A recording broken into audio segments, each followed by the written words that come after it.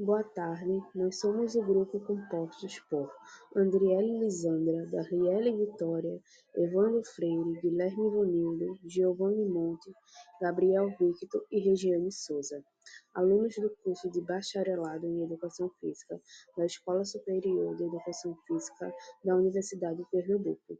E hoje vamos apresentar nosso trabalho desenvolvido na disciplina de Aprendizagem e Controle Motor, sob orientação da professora doutora Maria Tereza Cartuso. Nosso tema é a interferência contextual na aprendizagem da habilidade motora de tiro ao alvo com elástico. Bom, como já foi falado, nossa prática, que é o tiro ao alvo com elástico e com interferência contextual, falando um pouco superficial de como vai acontecer nossa prática ela vai consistir em práticas em blocos, ou seja, com a projeção do elástico em blocos e de forma aleatória. Assim, a gente quer identificar se houve aprendizado durante a prática de tiro ao alvo com elástico. Como mostra na imagem, a gente tem que projetar o elástico e sim acertar o alvo e ter a melhor quantidade de pontos, assim demonstrando que sim houve aprendizagem ou não. Bom, falando um pouco sobre a importância dessa prática para a aprendizagem motora, pois permite investigar como diferentes formas de organização de prática aleatória e em blocos influenciam a aprendizagem de uma habilidade de precisão.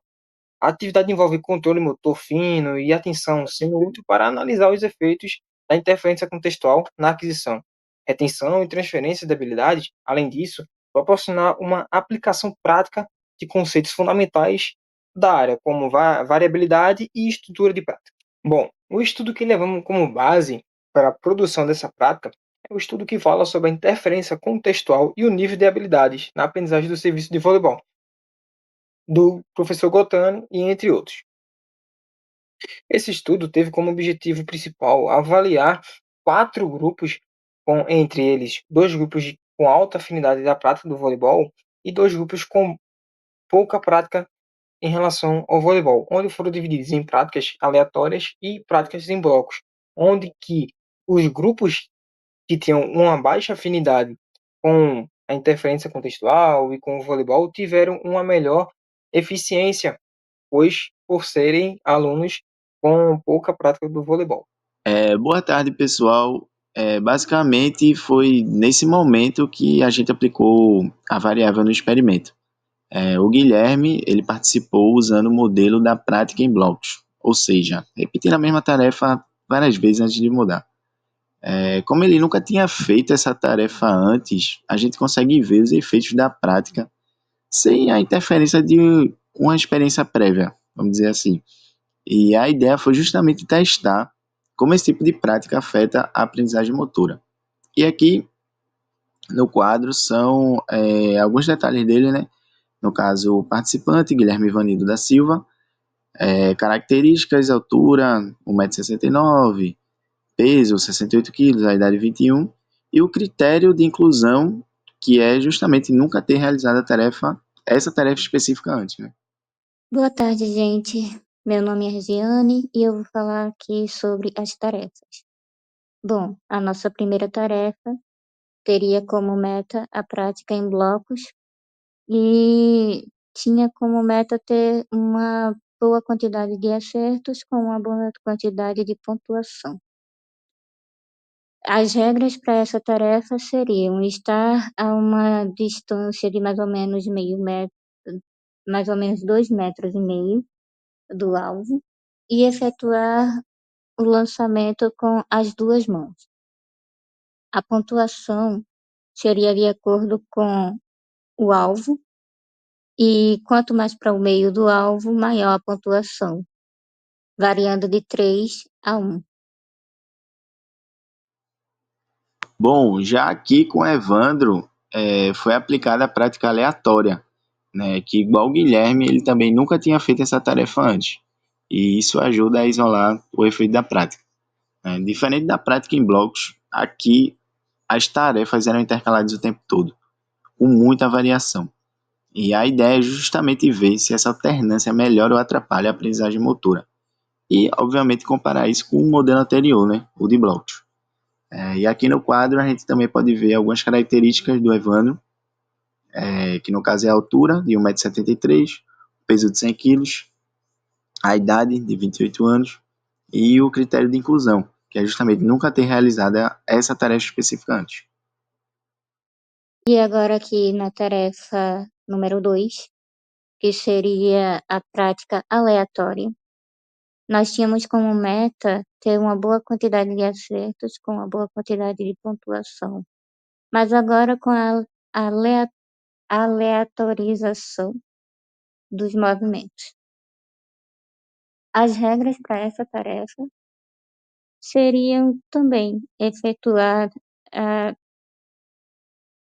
o lançamento com as duas mãos a uma distância de mais ou menos 2,5 m do alvo. E novamente seria o mesmo tipo de alvo, ou seja, 3 zonas diferentes, quanto mais para o meio do alvo, maior a pontuação. Bom, agora falando um pouco sobre procedimentos, quanto à quantidade de prática, tanto para a prática em blocos quanto para a prática aleatória, foram feitas 4 sessões de aquisição, com 10 repetições cada bloco e 1 minuto de intervalo entre eles. Para o teste de transferência e o teste retardado, foram apenas um bloco de 10 repetições. Essa prática foi realizada na ESEF-PE e a atividade não teve a existência de feedback, apenas com descanso passivo.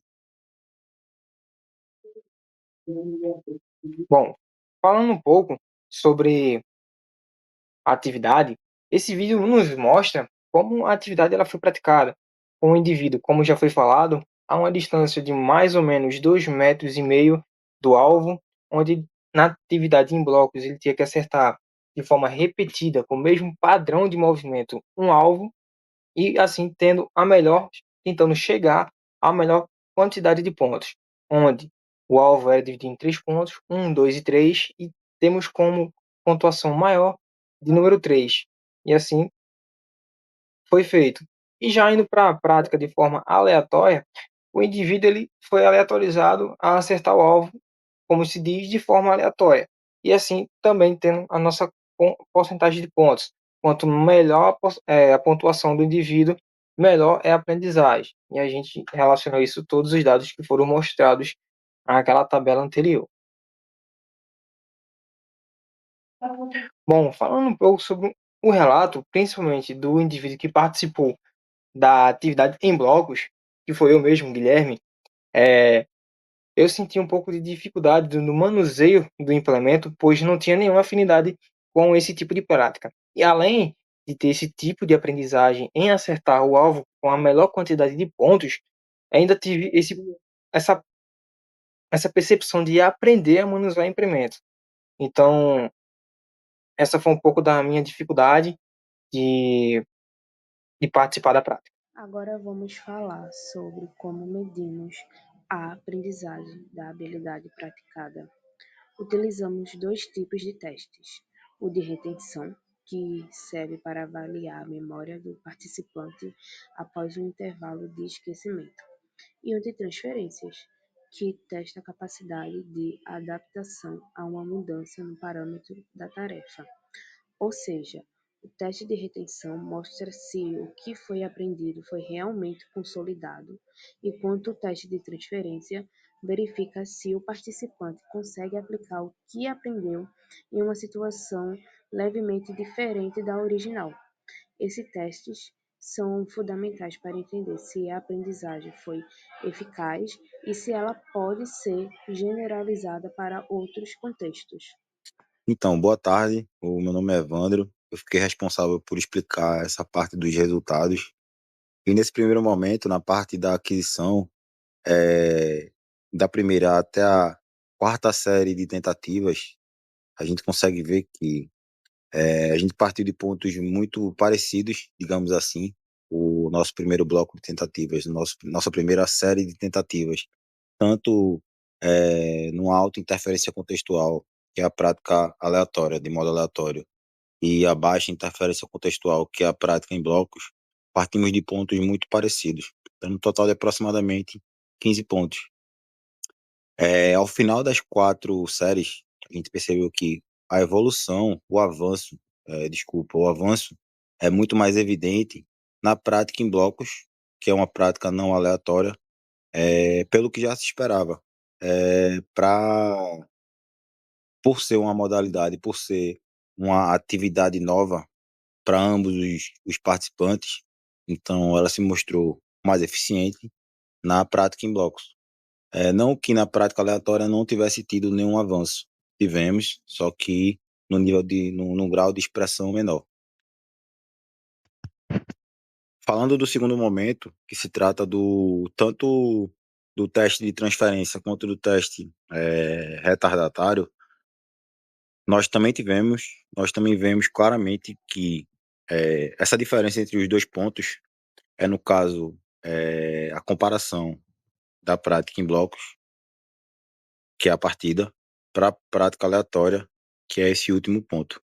Então, no ponto laranja, a gente consegue ver que esse teste de transferência, partindo da prática em blocos, teve uma queda, teve uma diminuição nos acertos. Então, a gente consegue manter o mesmo pressuposto lá da parte da aquisição, se mostrando mais eficiente para o caso de uma atividade dessa espécie, que é uma atividade inédita para ambos os participantes.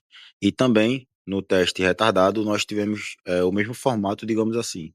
Partindo da prática em blocos, nós tivemos uma perda com relação à prática aleatória no número de acertos. Então, nesse momento, é importante trazer que, como conclusão, aconteceu o que já era esperado. A prática em blocos, ela foi mais eficaz para a aquisição dessa habilidade, até porque o próprio nome já sugere. Nós dividimos a atividade nas duas partes existentes na mesma, que seria o lançamento por cima e lançamento por baixo, o que não aconteceu na prática aleatória. Então, por mais que a prática aleatória aconteça com uma exigência de atenção maior, isso se mostra mais eficiente, isso se mostra mais eficaz para praticantes que já têm certo nível de experiência, porque, como eu falei anteriormente, ela traz um pouco mais de atenção para a atividade. Só que era uma atividade inédita para um dos participantes, como eu já falei algumas vezes. Então, quebrar essa atividade, dividir essa atividade em dois momentos, tornou-se mais eficaz, como também já falei, era esperado. E os participantes aprenderam sim a atividade e a resposta da primeira pergunta, de maneira mais gritante aí na prática em blocos, com, no caso, uma baixa interferência contextual.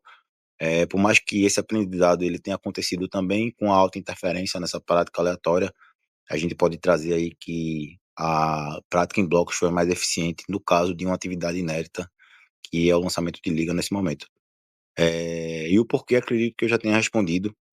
Eles tiveram uma evolução visível aí da primeira série de lançamentos até a quarta, se tornando, para quem acompanhou o experimento, visível também a evolução, o manejo, a prática com o lançamento aí da liga. Então, eles tiveram sim um, uma aprendizagem na atividade.